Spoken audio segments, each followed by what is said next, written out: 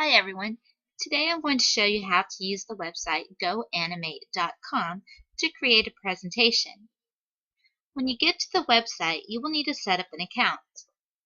Click Sign Up or Log in if you already have an account. For Sign Up, notice that you can sign in with a Google login. This is the best choice since you have a school-issued G-Cloud account. That way, if you forget your login, your teacher or myself can help you get logged in. When you click on it, a list of everyone who's been signed up on Google is going to come up. If you don't see your name here, then click Add Account. If you do, then go ahead and start by clicking on your name.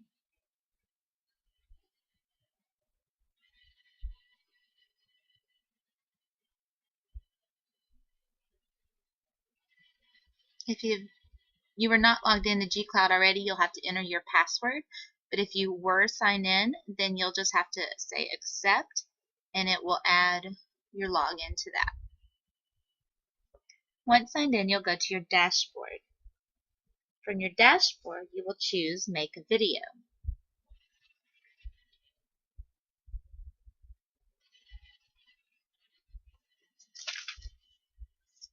At this point, you have two options. You can use Video Maker or a template. Scroll down to the themes at the bottom, and some of them only allow you to make a video, which is Video Maker, but then some allow you to use template. Today I'm going to show you how to use template. We're going to use the little peeps or chibi peeps. If you just click on the picture, you're going to go to Video Maker. Video Maker is a little bit more complicated. There's a lot more going on. But when you get started, it does offer you a tutorial, which I suggest that you go through. But for today, we're just going to do the template. So we're going to go back and click the little picture that looks like a picture with two people in it.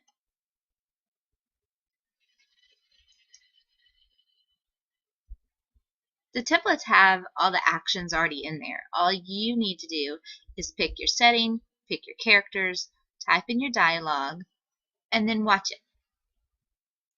So I'm going to click Next. On this page you have several choices for the setting that you want. You can scroll through them and notice that there's several available. Then you'll get to some that say subscribers only. So this you would have to pay for. We're not requiring you to pay for a subscription to this, so go ahead and just pick one of the free ones. And hit Next.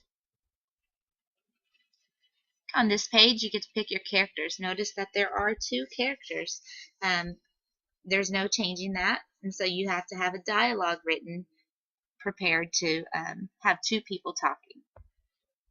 Okay, you can click on these buttons to go through the different choices that you have available to you. There are several free characters, and then as you go a little further, you will get into ones that you have to subscribe for. So go ahead and pick two different characters that are free. I'm going to pick a boy and a girl and click Next.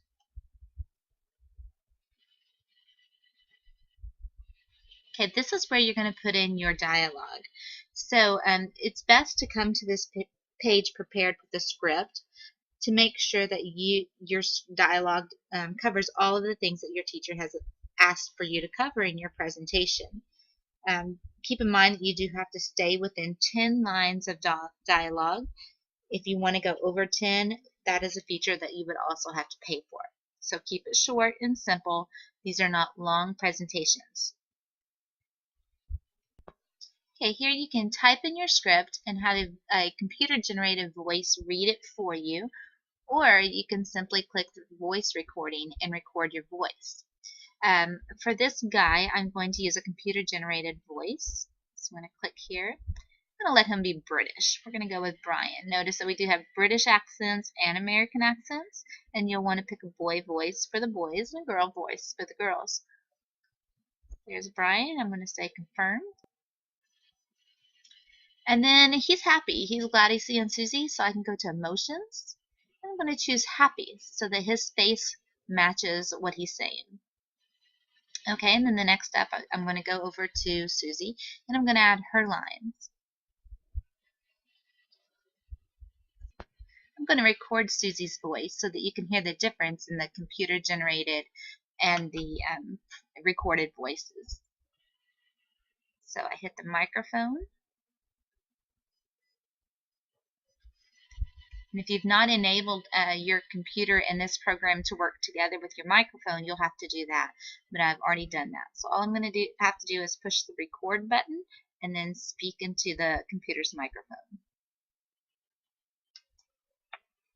Hi, Joe. What's going on? And then stop when you're done recording. You can preview the voice by clicking here and listening to it, or you can just wait until the end and see how it all sounds together. Okay, so the next line is going to be Joe's again, and his line is going to be typed in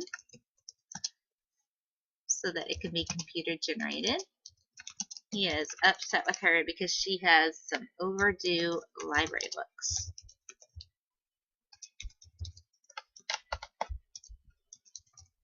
If you have your script pre-written in a Word document, you could copy and paste, and that would save you a little bit of time. Okay, and it's already going to automatically choose the voice I chose before. But now he's a little upset with her, so we're going to change the emotion, and he's going to be sad.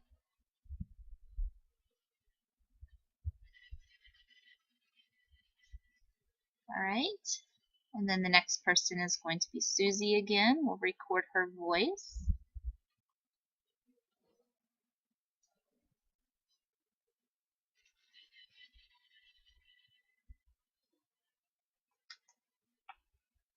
They're my favorite books, and I just can't bear to give them back.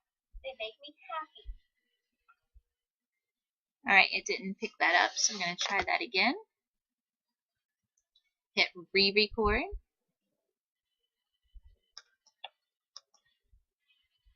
And start. They're my favorite books, and I just can't bear to give them back. They make me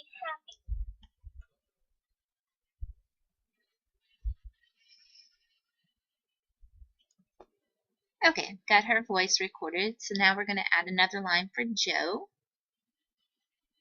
He's going to tell her that the library books don't belong to her.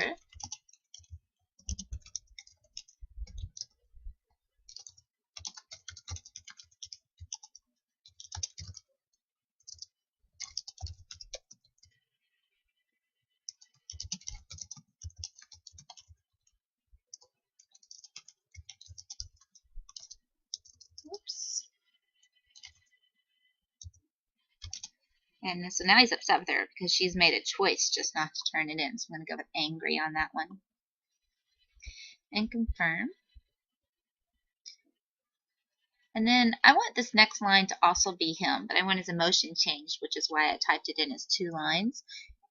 So I'm going to switch character to Joe. And he's also going to say, if you don't give them back, her consequence is that she won't be able to go on the end of the year field trip.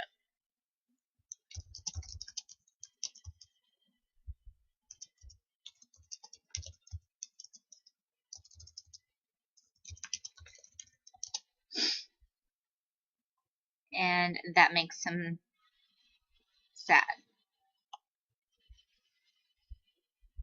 And so that's enough for her to decide that she's going to give them back. So we're going to record her voice again.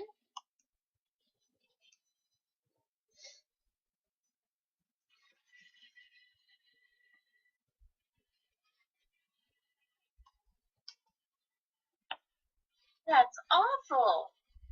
Guess I'll have to give them back. Will you go with me? And she's pretty upset now that she's going to have to give her books back. So we're going to make her cry.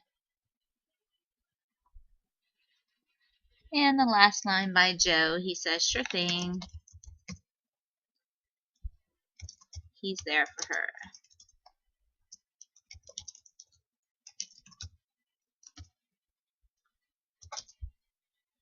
And thanks for making the right choice.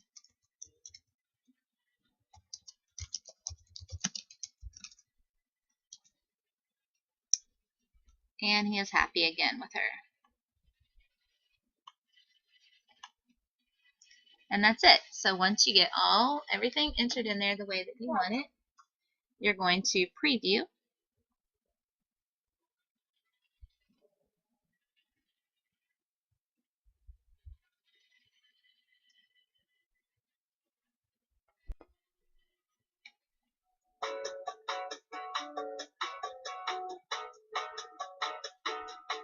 Hey, Susie, you're just the person I was looking for.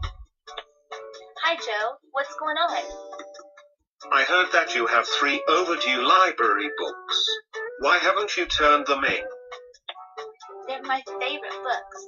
I just can't bear to give them back. They make me happy.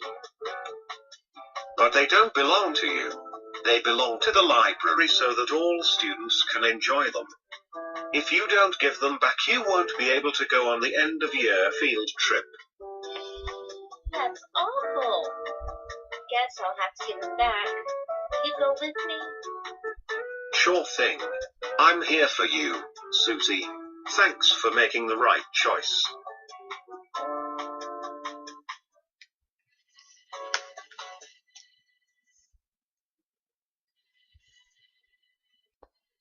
After viewing your preview, you can either go back to make changes, or you can say Save Now. Here you'll have to give it a title, and it's optional to give it a description. So we're going to call this Overdue Library Books. And hit Publish. Also, you can choose your thumbnail here if you don't want it to be that scene. You could pick whichever one you want.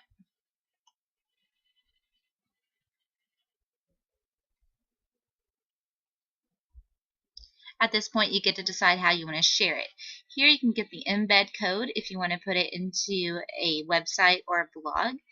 And here you can just get a URL that you can share with anyone via email or poster or something like that. And that's it. That's how you can use the Go Animate templates to create short presentations. Thank you.